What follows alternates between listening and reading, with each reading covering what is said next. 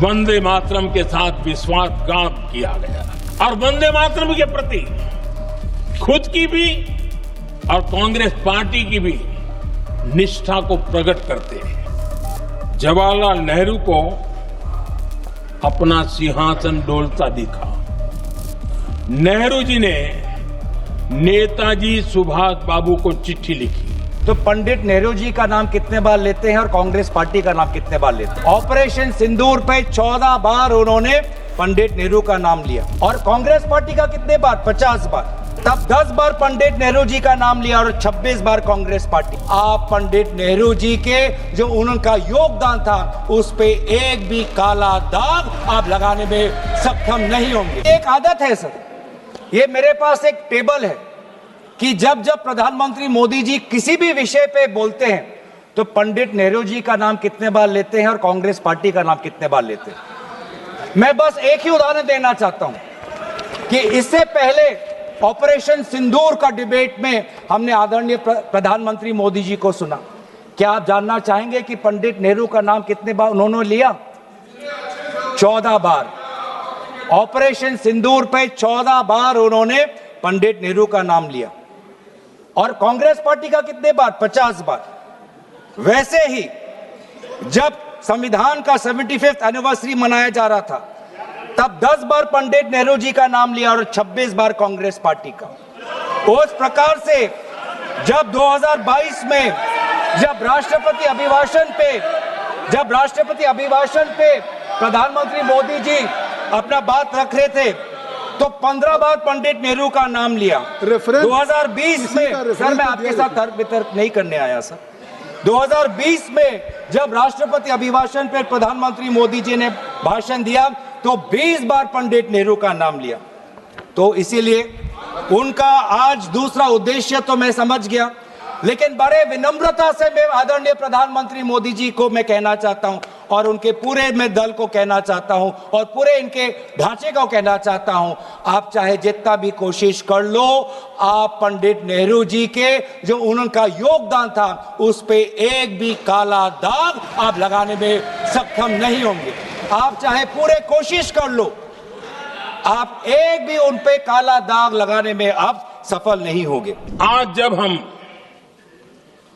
वंदे मातरम के 150 वर्ष का पर्व मना रहे हैं, चर्चा कर रहे हैं, तो हमें उन परिस्थितियों को भी हमारी नई पीढ़ियों को जरूर बताना हमारा दायित्व है, जिससे के वजह से वंदे मातरम के साथ विश्वासघात किया गया। वंदे मातरम के प्रति मुस्लिम लीग की विरोध की राजनीति तेज होती जा रही थी। मोहम्मद अली जिन्ना ने लखनऊ से 15 अक्टूबर 1937 को वंदे मातरम के विरुद्ध का नारा बुलंद किया। फिर कांग्रेस के तत्कालीन अध्यक्ष जवाहरलाल नेहरू को अपना सिंहासन डोलता दिखा। बजाय कि नेहरू जी मुस्लिम लीग के आधारहीन बयानों को तगड़ा जवाब देते, करारा जवाब देते, मुस्लिम लीग के बयानों की निंदा करते,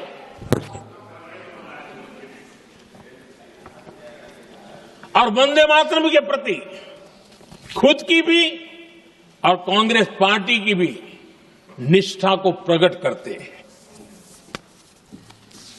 लेकिन उल्टा हुआ। वो ऐसा क्यों कर रहे वो तो पूछा ही नहीं, न जाना, लेकिन उन्होंने वंदे मातरम की ही पड़ताल शुरू कर दी। जिन्ना के विरोध के 5 दिन बाद ही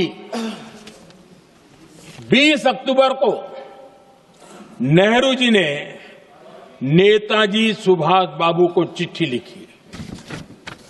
उस चिट्ठी में जिन्ना की भावना से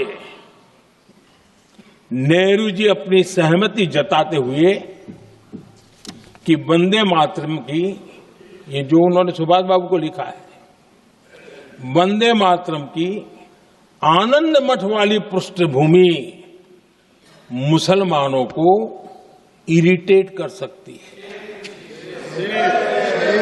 मैं नेहरू जी का कोट पढ़ता हूं। नेहरू जी कहते हैं, मैंने वंदे मातरम गीत का बैकग्राउंड पढ़ा है। नेहरू जी फिर लिखते हैं, मुझे लगता है कि ये जो बैकग्राउंड है इससे मुस्लिम भड़केंगे। साथियों, इसके बाद कांग्रेस की तरफ से बयान आया कि 26 अक्टूबर से कांग्रेस कार्य समिति की एक बैठक कोलकाता में होगी, जिसमें वंदे मातरम के उपयोग की समीक्षा की जाएगी। बंकिम बाबू का बंगाल, बंकिम बाबू का कोलकाता, और उसको चुना गया और वहां पर समीक्षा करना तय किया। पूरा देश हतप्रभ था, पूरा देश हैरान था। पूरे देश में देशभक्तों ने इस प्रस्ताव के विरोध में देश के कोने कोने में प्रभात फेरियां निकाली, वंदे मातरम गीत गाया। लेकिन देश का दुर्भाग्य कि 26 अक्टूबर को कांग्रेस ने वंदे मातरम पर समझौता कर लिया।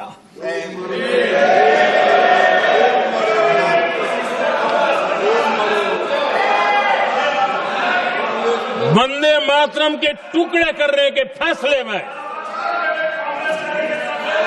वंदे मातरम के टुकड़े कर दिए। उस फैसले के पीछे नकाब ये पहना गया, चोला ये पहना गया कि ये तो सामाजिक सद्भाव का काम है। लेकिन इतिहास इस बात का गवाह है कि कांग्रेस ने मुस्लिम लीग के सामने घुटने टेक दिए और मुस्लिम लीग के दबाव में किया। और कांग्रेस का ये तुष्टीकरण की राजनीति को साधने का एक तरीका था। आदरणीय अध्यक्ष जी, तुष्टीकरण की राजनीति के दबाव में कांग्रेस वंदे मातरम के बंटवारे के लिए झुकी। इसलिए कांग्रेस को एक दिन भारत के बंटवारे के लिए झुकना पड़ा।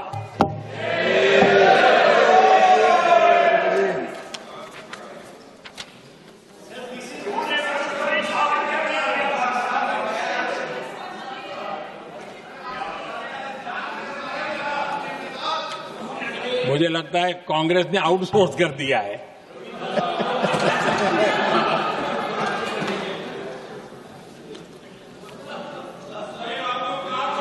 दुर्भाग्य से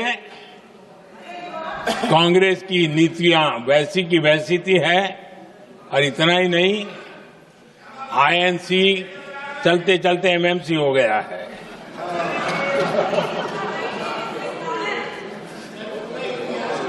आज भी कांग्रेस और उसके साथी और जिन जिन के नाम साथ कांग्रेस जुड़ा हुआ है, सब वंदे मातरम पर विवाद खड़ा करने की कोशिश करते हैं।